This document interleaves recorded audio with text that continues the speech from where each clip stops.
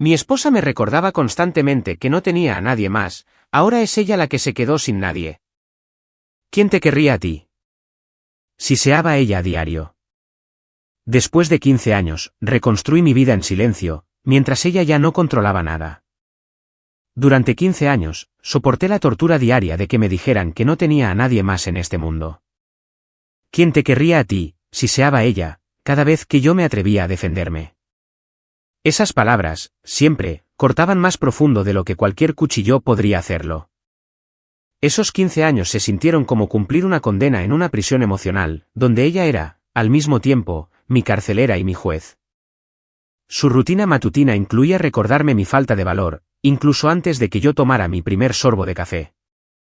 Era una táctica calculada, para asegurarse de que yo supiera que, sin ella, estaría completamente solo en este mundo. Ella usaba mi falta de familia como un arma, sabiendo muy bien que mis padres habían fallecido cuando yo era joven, y que no tenía hermanos a quienes recurrir. Al caer la noche, su pasatiempo favorito era enumerar todas las formas en las que yo la había decepcionado ese día. Mi depresión se convirtió en su herramienta favorita contra mí. ¿Quién más aguantaría tus estados de ánimo?, preguntaba con asco en la voz, siempre que yo no podía levantarme de la cama. El dolor crónico que plagaba mi espalda, después de un accidente, se convirtió en otra cadena que ella usaba para atarme a su lado. ¿Crees que alguien querría cuidar de un inválido como tú? Lo peor no eran los gritos, ni el menosprecio constante, era la mirada de absoluto desprecio que cruzaba su rostro, cada vez que yo entraba en una habitación. Todavía recuerdo cuando las cosas eran diferentes, cuando sus ojos se iluminaban al verme. Esa mujer desapareció tan gradualmente, que apenas me di cuenta, hasta que se hubo ido por completo. Una noche, después de un asalto verbal particularmente cruel sobre cómo yo ni siquiera podía mantener una conversación adecuada en su cena de trabajo, finalmente le pregunté qué le había pasado a la mujer de la que me enamoré. Su respuesta lo cambió todo. Ella se rió, no fue una risa cualquiera, sino un sonido frío y calculado, que no contenía ni un rastro de humor. Esa mujer fue lo suficientemente estúpida como para pensar que tenías potencial, dijo, bebiendo su vino con naturalidad, como si hablara del clima. Desde entonces, he aprendido mejor. Ese momento cristalizó 15 años de abuso en una claridad perfecta. Me di cuenta, entonces, de que nada cambiaría mientras yo permaneciera bajo el mismo techo que ella. Lo que ella no sabía, era que algo ya había comenzado a cambiar dentro de mí, meses atrás. A la empresa para la que trabajaba le estaba yendo mejor, y yo había estado ahorrando dinero, silenciosamente, en una cuenta de la que ella no sabía nada. Mientras ella pensaba que yo trabajaba hasta tarde, yo había comenzado a ver a un terapeuta, quien me ayudó a reconocer los patrones de abuso emocional que se habían vuelto mi normalidad. La medicación que había empezado a tomar para mi depresión estaba funcionando, despejando la niebla mental que me había mantenido atrapado por tanto tiempo. Esa noche, después de su cruel confesión, permanecí despierto junto a su cuerpo dormido y tomé una decisión. No la confrontaría, ni le rogaría que las cosas cambiaran. En su lugar, trabajaría de forma silenciosa y metódica, para construir mi propia ruta de escape. Ella tenía razón en una cosa, yo no tenía familia a la cual recurrir. Pero lo que ella no lograba entender, era que yo no necesitaba una familia para dejarla, solo necesitaba valor y un plan. A la mañana siguiente, me levanté temprano y seguí los movimientos de nuestra rutina habitual. Acepté su recordatorio diario de mi supuesta falta de valor, con un nuevo sentido de desapego. Mientras conducía al trabajo, sentí algo que no había experimentado en años, esperanza. Ella pensaba que me tenía atrapado para siempre, creyendo su propia mentira de que yo no tenía a nadie más. Lo que no entendía, era que no tener a nadie era mucho mejor que tener a alguien que, deliberadamente, destruía mi alma, pieza por pieza, cada día. Ella no tenía idea de que, con cada palabra cruel y cada gesto de desprecio, en realidad estaba aflojando su control sobre mí, en lugar de reforzarlo. Cada recordatorio de que no tenía a nadie más, solo fortalecía mi resolución de demostrarle que estaba equivocada. Reconstruiría mi vida, paso a paso, con cuidado. Y cuando finalmente me marchara, ella sería la que se quedaría enfrentando la verdad sobre quién era el que, realmente, no tenía a nadie. El primer paso en mi plan de escape fue la independencia financiera. Durante años, ella controló cada centavo que entraba en nuestra casa. Ella me daba una asignación, como si yo fuera un niño, exigiendo recibos por cada compra. Mi salario iba directamente a nuestra cuenta conjunta, la cual ella monitoreaba obsesivamente. Cualquier gasto inexplicado desencadenaba un interrogatorio que podía durar horas. Necesitaba romper esta cadena financiera primero. Me acerqué a mi jefe y le pedí que el 20% de mi sueldo se desviara a una cuenta nueva, en un banco diferente. Le expliqué que necesitaba crear unos ahorros para futuros gastos médicos. Él aceptó sin cuestionar. Tal vez, él había notado las señales de mi deteriorada vida hogareña, esas que yo tanto intentaba ocultar. En 6 meses, había acumulado lo suficiente para mantenerme durante al menos 3 meses, si era necesario. No era mucho, pero era un comienzo. Durante este tiempo, su comportamiento empeoró. Era como si pudiera sentir que algo estaba cambiando, aunque no lograba identificar qué era. Los asaltos verbales se intensificaron. Mírate, patético como siempre, me escupió una noche, cuando me negué a ir a otra de sus funciones de trabajo, donde me exhibía como un accesorio, solo para criticar mi torpeza social después. Deberías estar agradecido de que siquiera me moleste en llevarte a algún lado. No es como si alguien más quisiera ser visto contigo. Había escuchado estas palabras 1000 veces antes, pero algo era diferente ahora. Las palabras me golpeaban, pero ya no penetraban tan profundo. Había comenzado a construir un escudo invisible a mi alrededor, con cada dólar ahorrado, cada sesión de terapia privada y cada pequeño paso hacia la libertad. Cuando ella gritaba que yo no era nada sin ella, yo simplemente asentía y me retiraba a mi oficina en casa, la cual se había convertido en mi santuario y centro de planificación. Mi terapeuta me había sugerido documentar el abuso, así que comencé a llevar un diario escondido en mi maletín de trabajo. Registraba fechas, horas, frases exactas y cómo me hacían sentir. Al principio, escribir sus palabras se sentía como experimentar el abuso 2 veces.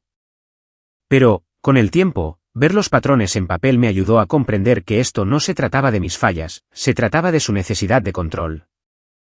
El diario se convirtió en la prueba de que yo no estaba loco, ni era hipersensible, como ella solía afirmar.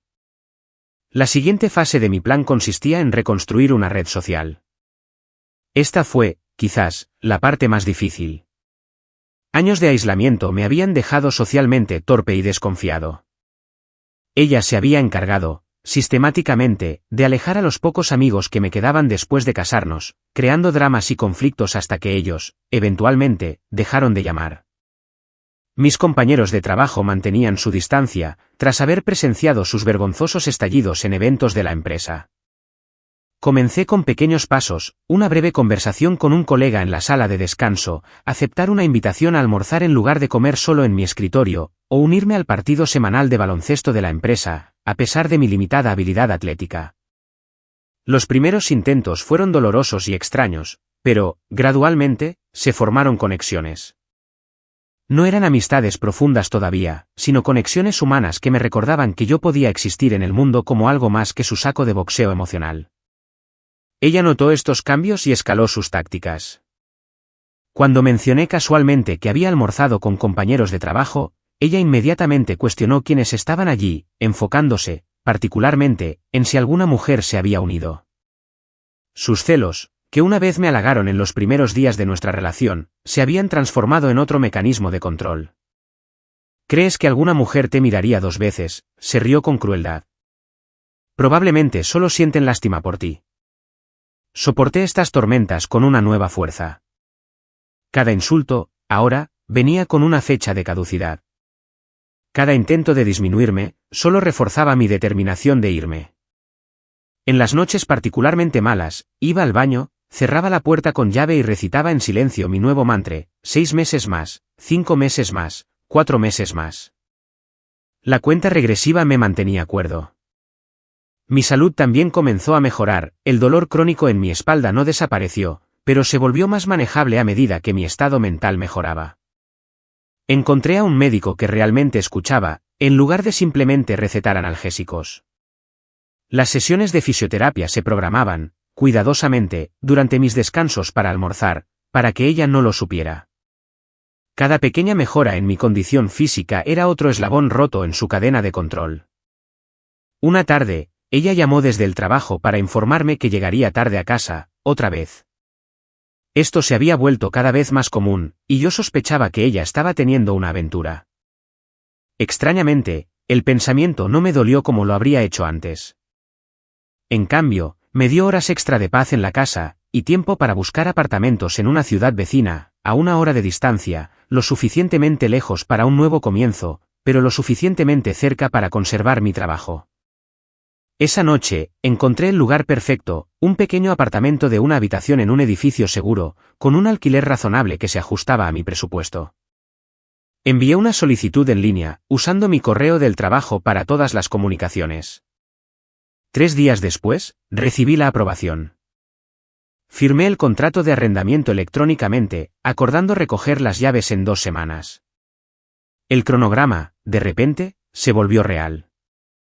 Después de 15 años de encarcelamiento emocional, la libertad tenía una fecha real en el calendario. Esa noche, cuando ella llegó a casa e inmediatamente comenzó a criticar el estado de la cocina, sentí una sensación desconocida extendiéndose por mi pecho. Me tomó un momento reconocerla como poder. No era poder sobre ella, sino poder sobre mi propia vida y mi futuro. Ella no tenía idea de que, con cada palabra cruel, le estaba hablando a un hombre que pronto se habría ido. Con los preparativos financieros en marcha y un apartamento asegurado, centré mi atención en construir una vida que pudiera sostenerme emocionalmente después de marcharme.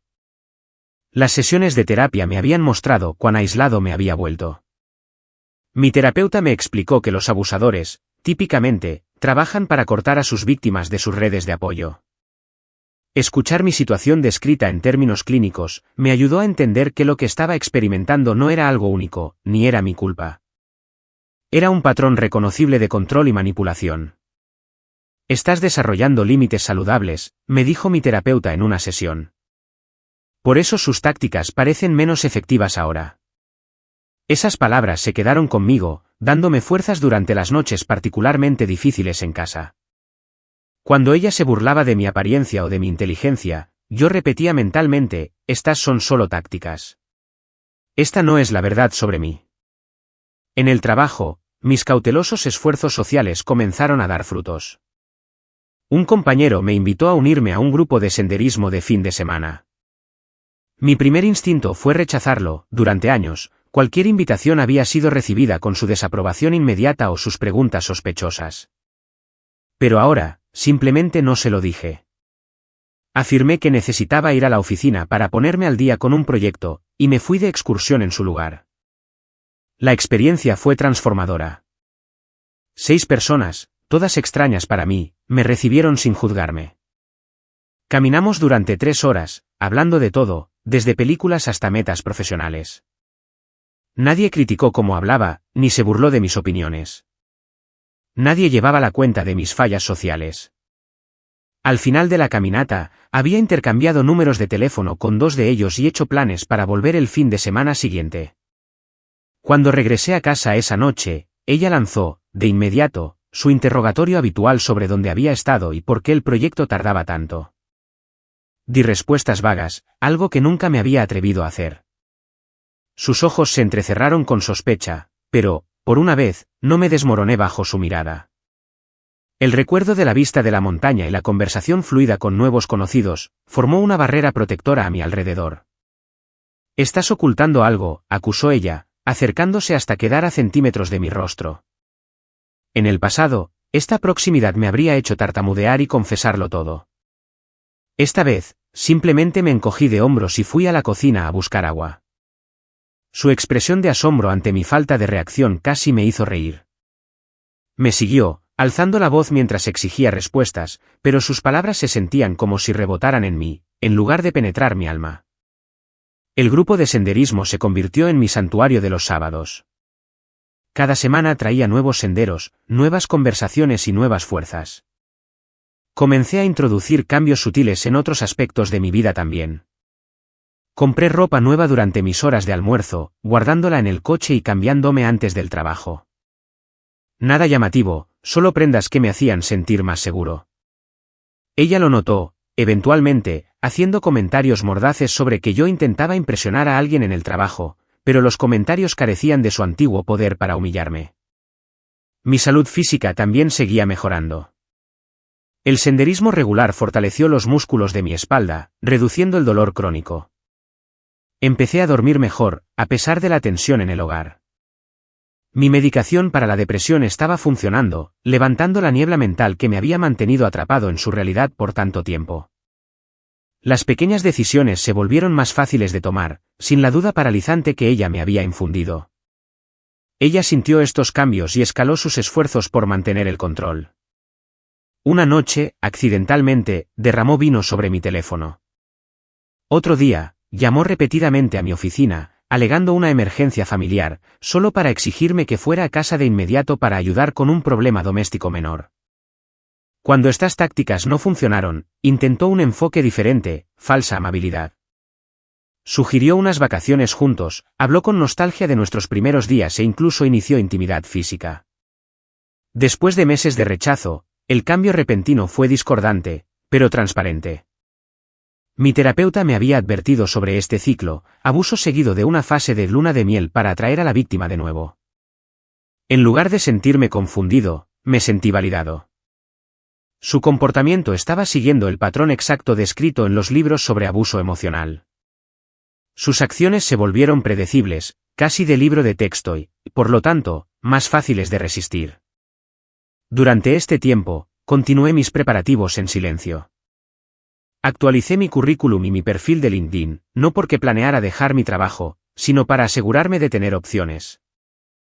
Reuní documentos importantes, acta de nacimiento, tarjeta de seguro social, información de seguros, y los escaneé, guardando copias digitales en una cuenta segura en la nube.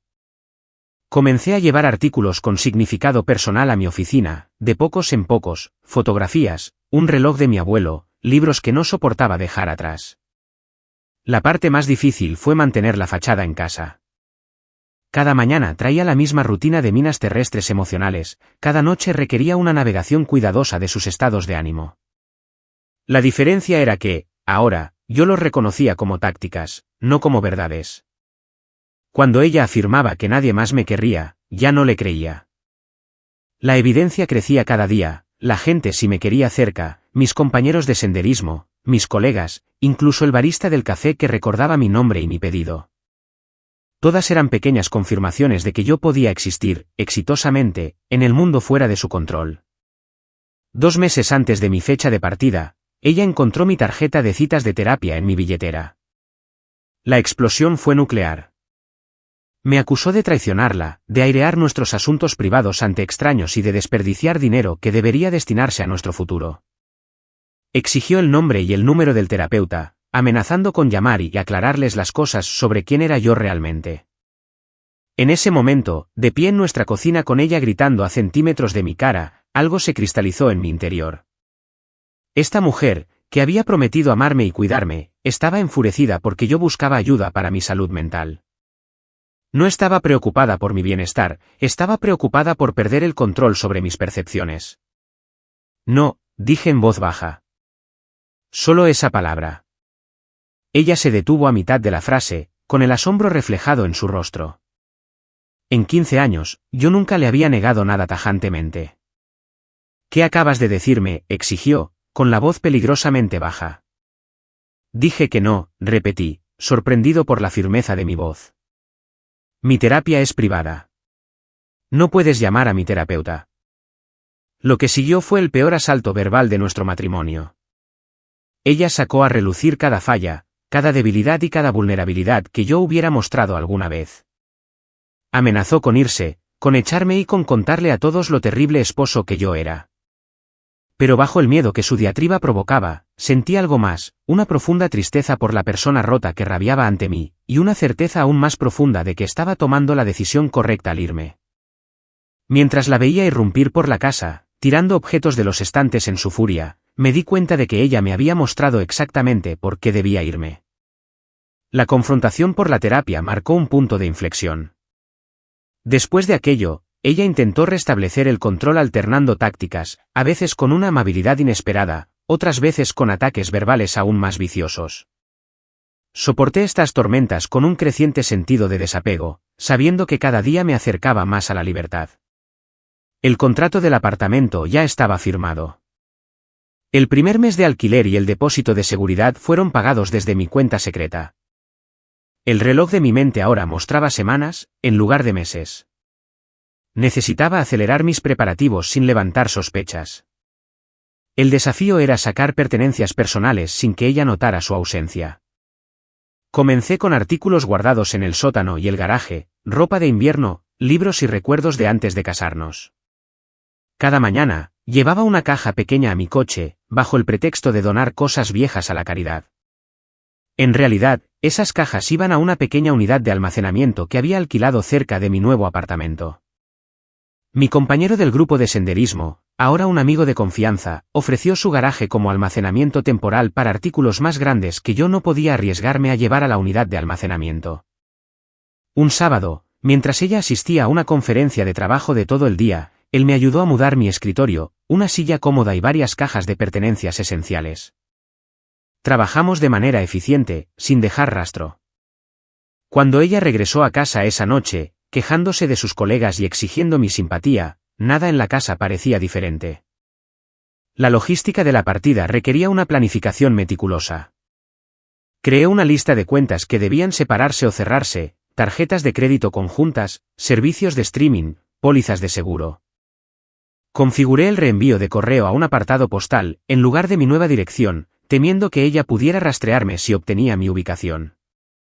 Cambié todas mis contraseñas y preguntas de seguridad, al darme cuenta de cuántas contenían información que ella conocía. Quedaba una tarea crucial, asegurar mi posición en el trabajo. Necesitaba garantizar que ella no pudiera sabotear mi carrera cuando finalmente me fuera. Durante una reunión privada con mi jefe, le expliqué que estaba pasando por una situación doméstica difícil y que pronto cambiaría mi dirección y número de teléfono. No compartí todos los detalles, pero mencioné que mi pronto ex esposa podría intentar contactar a la oficina con falsas emergencias o alegatos. Él escuchó sin juzgar y me aseguró el apoyo de la empresa, ofreciendo incluso horarios flexibles durante la transición si fuera necesario. Has sido un empleado valioso durante años, me dijo. Tu vida personal es asunto tuyo, pero si necesitas ayuda, solo pídela. Su simple reconocimiento de mi valor como profesional me conmovió profundamente.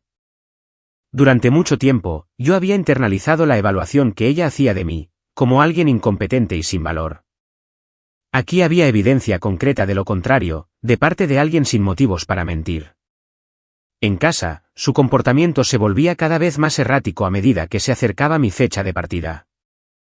Aunque ella no conocía mis planes, comenzó a revisar mi teléfono cuando yo estaba en la ducha, cuestionando por qué aparecían ciertos números en mi historial. Mi amigo del grupo de senderismo, guardado en mis contactos bajo el nombre de un código de proyecto de trabajo, se convirtió en el foco de su sospecha. ¿Quién te sigue llamando de este número?, exigió una noche, sosteniendo mi teléfono acusadoramente. Es para el proyecto Hamilton, respondí, usando la asignación de trabajo ficticia que había creado para tales preguntas. Estamos coordinando las entregas. Claramente ella no me creyó, pero no tenía pruebas concretas de engaño. Su falta de certeza parecía frustrarla más que una confirmación. Comenzó a revisar el kilometraje de mi coche, tomando nota de los números exactos antes y después de mis días de trabajo. Yo contrarresté esto tomando rutas diferentes, a veces conduciendo kilómetros extra para mantener lecturas consistentes. La guerra psicológica se intensificó. Comenzó a hacer referencias casuales a mis problemas de salud, sugiriendo que mi reciente mejora era temporal. Sabes, tu espalda volverá a empeorar, comentó mientras me veía cargar las compras sin quejarme. Siempre necesitarás a alguien que te cuide. Lo dijo con una fina capa de preocupación, pero el mensaje subyacente era claro: no puedes sobrevivir sin mí. 2 semanas antes de mi salida planeada, ella escaló dramáticamente. Mientras yo estaba en la ducha, revisó mi billetera y encontró la llave de mi apartado postal. En la cena de esa noche, la puso sobre la mesa, entre nosotros. ¿Para qué es esto?, preguntó, con la voz engañosamente tranquila. El momento exigía una decisión. Podía inventar una explicación, o podía comenzar el proceso de separación ahora mismo. Mirando la llave sobre la mesa del comedor, la encarnación física de mis preparativos secretos, elegí la verdad. Es la llave de un apartado postal, dije simplemente.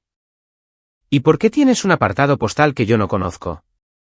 Su tono seguía siendo pausado, pero sus dedos apretaban su copa de vino con tal fuerza que pensé que se rompería. Porque necesitaba uno. Mantuve el contacto visual, negándome a ser intimidado. ¿Estás planeando dejarme? No fue una pregunta. Sí. La admisión quedó suspendida en el aire. Durante 15 años, yo había evitado la confrontación directa, ajustándome para encajar en sus expectativas, disculpándome por ofensas imaginarias. Ahora, acababa de confirmar su mayor temor, que su control se estaba escapando. Lo que siguió no fue la explosión que yo esperaba. En cambio, su rostro se desmoronó mientras las lágrimas comenzaban a correr por sus mejillas. Por un momento, casi creí que la emoción era genuina. Luego noté lo rápido que se recuperó cuando no respondí, de inmediato, con consuelo o retractándome de mis planes. Después de todo lo que he hecho por ti, dijo, con la voz temblando a la perfección. He estado a tu lado durante tu depresión, tus problemas de salud, tus fracasos. Nadie te cuidará como yo lo he hecho. En el pasado, estas palabras habrían desencadenado una culpa abrumadora. Ahora, las reconocí por lo que eran, más manipulación. Permanecí en silencio, observando cómo ella alternaba entre tácticas. Cuando las lágrimas no funcionaron, pasó a la ira, luego a la negociación, ofreciendo terapia y prometiendo cambios. Cuando todo esto se encontró con mi silencio continuo, hizo un último intento desesperado. Volverás gateando en un mes, siseó, con la máscara de vulnerabilidad completamente desaparecida. No puedes funcionar sin mí, y lo sabes. ¿Quién más te querría? ¿Quién más aguantaría todos tus problemas? Me levanté de la mesa, llevándome la llave del apartado postal. Supongo que lo descubriremos, respondí, subiendo a la habitación de invitados donde había estado durmiendo la última semana. Detrás de mí, escuché algo romperse contra la pared. Esa noche, mientras yacía en la cama, escuché sus sollozos a través de la pared, sollozos que se volvían, sospechosamente, más fuertes cada vez que yo me movía por la habitación. Me di cuenta de que mi cronograma necesitaba acelerarse. La confrontación me había obligado a actuar. Mañana sería el día en que, finalmente, me alejaría de 15 años de encarcelamiento emocional. Al tomar esta decisión, sentí miedo, sí, pero también una abrumadora sensación de alivio. El reloj en mi cabeza, finalmente, llegó a 0. La mañana llegó después de una noche de poco sueño. Me levanté antes del amanecer, empacando en silencio los últimos artículos esenciales en una bolsa de lona que había escondido en el armario de invitados. Mi plan era simple pero efectivo, irme mientras ella estaba en el trabajo, evitando una confrontación potencialmente peligrosa. Sin embargo, cuando salí de la habitación, la encontré sentada a la mesa de la cocina, todavía con la ropa de ayer y los ojos rojos por el llanto o la falta de sueño. ¿Vas a algún lado?, preguntó, con una voz inquietantemente tranquila mientras señalaba mi maleta. El discurso ensayado que tenía preparado se desvaneció de mi mente. Por un momento, simplemente nos miramos a través de la cocina, el campo de batalla donde habían ocurrido innumerables asaltos verbales durante 15 años. Dejé mi maleta lentamente, manteniendo el contacto visual. Sí, respondí. Me voy. ¿Así nada más? Después de 15 años, te vas sin siquiera intentar arreglar las cosas. Su voz seguía controlada, pero sus manos temblaban ligeramente. Hemos tenido 15 años para arreglar las cosas, dije. Y las cosas solo han empeorado. Se puso de pie de repente, su silla chirriando contra el suelo de baldosas. ¿Qué hay de todo lo que hice por ti? Te cuidé cuando ni siquiera podías levantarte de la cama. Pagué las cuentas cuando tu depresión te hacía inútil. Me quedé cuando cualquier otra persona se habría ido. Cada frase estaba diseñada para activar mi culpa, para recordarme mi supuesta deuda con ella. En el pasado, habría funcionado. Me habría disculpado, pedido perdón y prometido hacerlo mejor. Hoy no. Tú no me cuidaste, dije en voz baja. Usaste mi enfermedad para controlarme. Hay una diferencia. Su rostro se contorsionó de rabia. Así que eso es lo que te ha estado diciendo tu terapeuta, ¿que soy algún tipo de monstruo? ¿Qué hay de todas las veces que tuve que explicarle a la gente por qué mi esposo era demasiado patético para asistir a eventos sociales? ¿Qué hay de las vacaciones que tomé sola porque no podías manejar el salir de casa? ¿Qué hay de las oportunidades profesionales que rechacé para quedarme aquí contigo? Cada acusación estaba cuidadosamente elaborada, presentándola a ella como la mártir sufrida y a mí como la carga. Reconocí la táctica ahora, un intento desesperado por reescribir nuestra historia, por hacerme dudar de mi percepción de la realidad. La claridad fue casi dolorosa. Siento que te sientas así, dije, recogiendo mi maleta de nuevo. He organizado que unos transportistas recojan el resto de mis cosas la próxima semana. Te enviaré los detalles por mensaje. Mientras me movía hacia la puerta, ella cambió de táctica con una velocidad asombrosa. De repente, estaba sollozando, colapsando en una silla. Por favor, no hagas esto, suplicó, con la voz quebrada por la emoción aparente. Sé que he cometido errores. Podemos ir a consejería. Cambiaré. Lo que quieras, solo no te vayas. Hace 6 meses, esta actuación me habría paralizado de culpa y confusión. Ahora, simplemente esperé junto a la puerta, observando cómo pasaba por todas las emociones con precisión practicada. Cuando las lágrimas no funcionaron, volvió la ira.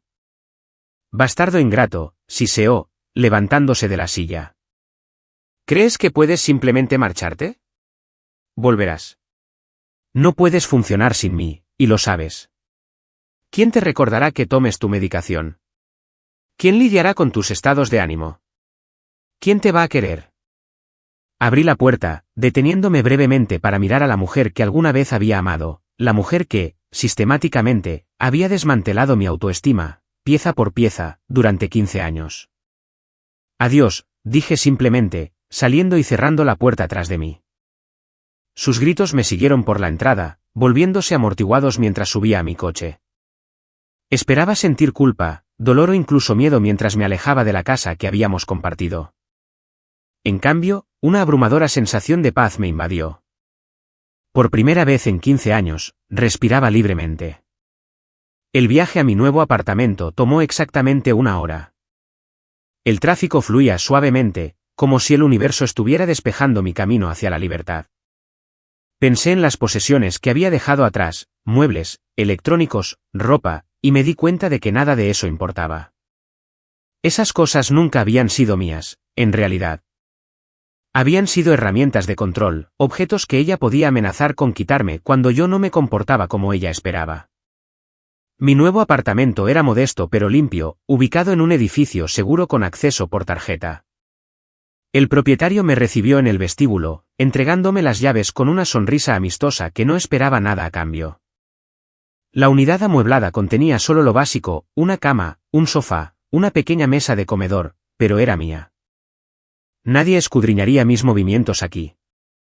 Nadie monitorearía mis conversaciones, ni cuestionaría mis elecciones. Mientras desempacaba mis pocas pertenencias, mi teléfono explotó con notificaciones. Decenas de llamadas perdidas y mensajes, alternando entre acusaciones viciosas y súplicas desesperadas de reconciliación. Silencié el dispositivo y continué organizando mi nuevo espacio.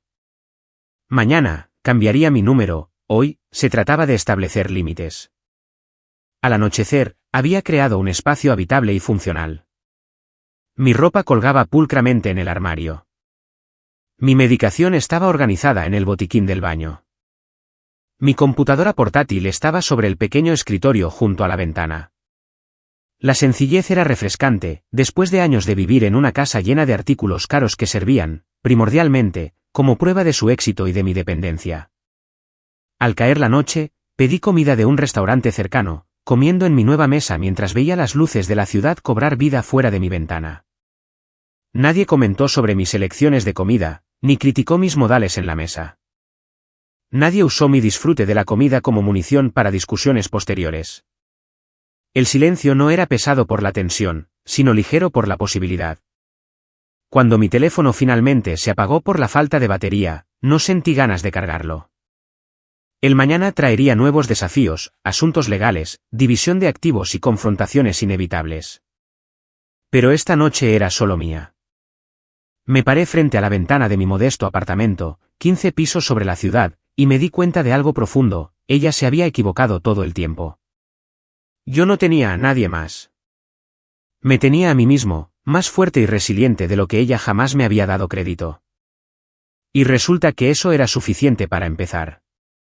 Lo que ella no entendía, lo que nunca podría entender, era que su constante recordatorio de que yo no tenía a nadie más, finalmente me había dado el mayor regalo posible: darme cuenta de que estar solo era infinitamente mejor que estar con alguien que, sistemáticamente, destruía mi alma.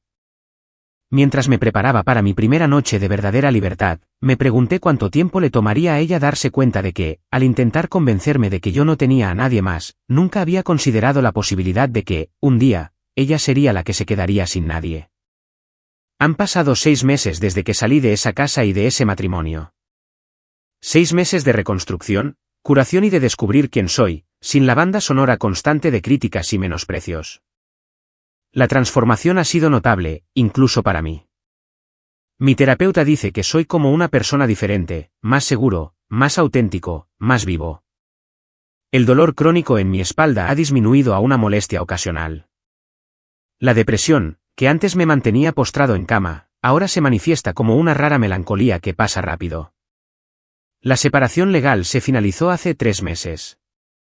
Dejé que ella se quedara con la mayoría de nuestras posesiones, pidiendo solo mis artículos personales y una división justa de nuestros activos financieros. Mi abogado pensó que yo estaba siendo demasiado generoso, pero le expliqué que la libertad valía más que los muebles o la electrónica. Cada objeto en esa casa traía recuerdos de control y manipulación, no quería nada que me anclara a ese pasado. Me llegaron noticias, a través de conocidos mutuos, sobre cómo ella estaba manejando la separación. Los informes confirmaron lo que yo sospechaba que pasaría. Sin mí para controlar y manipular, su mundo cuidadosamente construido comenzó a desmoronarse. Los amigos, que la habían tolerado por su lealtad hacia mí, dejaron de aceptar sus invitaciones. Los compañeros de trabajo, que habían soportado su condescendencia, ya no se sentían obligados a incluirla en las reuniones después del trabajo. La información más reveladora provino de su primo, quien me contactó preocupado. Aparentemente, ella había estado llamando a los miembros de la familia a diario, alternando entre ataques viciosos contra mi carácter y súplicas llorosas para que la ayudaran a convencerme de volver. Cuando la simpatía disminuyó, comenzó a inventar emergencias médicas para recuperar la atención. La familia, eventualmente, reconoció el patrón y comenzó a distanciarse también. Su desempeño laboral también sufrió. Sin mí como su saco de boxeo emocional, comenzó a dirigir su comportamiento controlador hacia sus colegas. Según su primo, recibió una advertencia formal de recursos humanos por su trato a los subordinados. La fachada profesional que había mantenido por años se estaba desmoronando, sin la válvula de escape que nuestro matrimonio le proporcionaba. Algunos podrían esperar que yo sienta vindicación o satisfacción ante estos informes.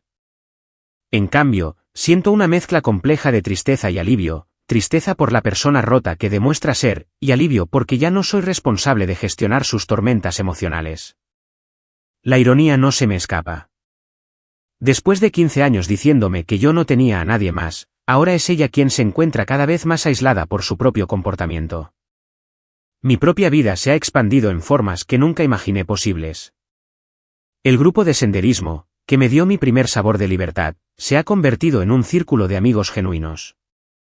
Nos reunimos regularmente, no solo para aventuras al aire libre, sino para cenas, películas y simple compañía. Estas relaciones no requieren un precio emocional, ni reafirmación constante, ni caminar sobre cáscaras de huevo. Son intercambios equilibrados entre iguales, algo que yo había olvidado que era posible. Mi carrera también ha florecido. Libre del socavamiento constante en casa, mi confianza en el trabajo ha crecido. 3 meses después de irme, recibí un ascenso que parecía imposible cuando estaba casado. Mi jefe citó mi enfoque renovado y mi iniciativa como los factores decisivos. El aumento de salario me permitió mudarme a un apartamento más grande, con vista al parque de la ciudad. Salir con alguien sigue siendo una consideración lejana. Mi terapeuta sugiere darme al menos un año para recuperarme por completo antes de buscar relaciones románticas. Por ahora, disfruto descubriendo mis propias preferencias y límites.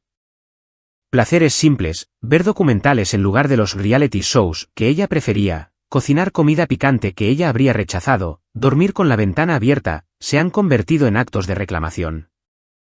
La semana pasada, me encontré con una de sus amigas en el supermercado. El encuentro pudo haber sido incómodo, pero, en cambio, resultó inesperadamente iluminador. Después de los saludos iniciales, confesó que varios en su círculo social habían reconocido el abuso emocional en nuestro matrimonio, pero se sentían impotentes para intervenir. Ella siempre hacía parecer que te desmoronarías sin ella, explicó la amiga. Podíamos ver lo que estaba pasando, pero ella convenció a todos de que confrontarla te lastimaría más a ti. La revelación dolió. ¿Qué tan diferente pudo haber sido mi vida si alguien hubiera nombrado el abuso años antes? Pero el arrepentimiento no sirve de nada ahora. Mi enfoque permanece, firmemente, en el presente y el futuro. Ayer marqué un hito significativo. Mientras limpiaba mi apartamento, encontré una foto vieja que se había deslizado detrás de mi cómoda durante la mudanza. Nos mostraba en los primeros días de nuestra relación, antes de que los mecanismos de control se activaran por completo. Por primera vez, pude mirar su rostro sin sentir miedo, ira o anhelo. La foto no representaba nada más que un capítulo cerrado, una lección aprendida. El cambio más profundo, sin embargo, ha sido interno.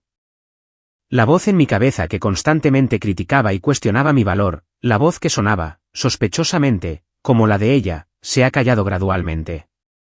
En su lugar, ha surgido una voz de razón y autocompasión. No es ego ni autoestima inflada, sino un reconocimiento fundamentado de mi valor inherente como ser humano. Hace 2 días, recibí una carta reenviada a través de mi abogado. Su letra era instantáneamente reconocible, al igual que la manipulación emocional evidente en cada línea. Escribió sobre el arrepentimiento, las lecciones aprendidas y los cambios realizados. Pidió otra oportunidad, prometiendo terapia y crecimiento. Al final de la carta, jugó su última carta: nadie te entenderá nunca como yo. Nadie te amará nunca a pesar de tus defectos como lo he hecho yo. Años atrás, estas palabras me habrían arrastrado de nuevo a su órbita. Hoy, solo confirmaron cuán acertado estuve al irme. El amor verdadero no se posiciona como un premio de consolación. No enmarca la aceptación como un sacrificio. No requiere la disminución de una persona para elevar a la otra. No respondí a la carta, ya no quedaba nada por decir. En su lugar, me reuní con mis amigos para cenar, riendo genuinamente de sus chistes, contribuyendo a las conversaciones sin miedo al juicio y existiendo plenamente en un presente que ella ya no tiene poder para tocar. A lo largo de la noche, me di cuenta de la hermosa verdad que había surgido de 15 años de cautiverio emocional: ella se había equivocado todo el tiempo. Yo no tenía a nadie más. Me tenía a mí mismo. Y, como resultó, esa era la base sobre la cual se podía construir una vida plena y significativa. La cruel ironía de la conclusión de nuestra historia no se me escapa.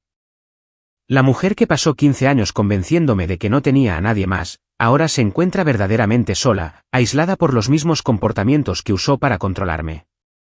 Mientras tanto, el hombre que ella descartó como inútil y dependiente, ha creado una vida rica en conexiones genuinas, éxito profesional y paz interior. A veces, la justicia llega no a través de la confrontación o la venganza, sino a través de las consecuencias naturales de las propias acciones. Su constante recordatorio de que yo no tenía a nadie más se convirtió en una profecía autocumplida, no para mí, sino para ella. Al cerrar este capítulo de mi vida y abrir otros nuevos, no llevo conmigo amargura, sino gratitud por las dolorosas lecciones que, finalmente, me llevaron a la libertad. Nuestra historia ha llegado a su fin. Si has llegado hasta aquí, ¿qué tal si te suscribes a nuestro canal? Nos ayuda inmensamente. He seleccionado otros 2 vídeos para ti que estoy seguro de que disfrutarás, siéntete libre de hacer clic en ellos. Te estaré esperando en la próxima historia. Nos vemos pronto.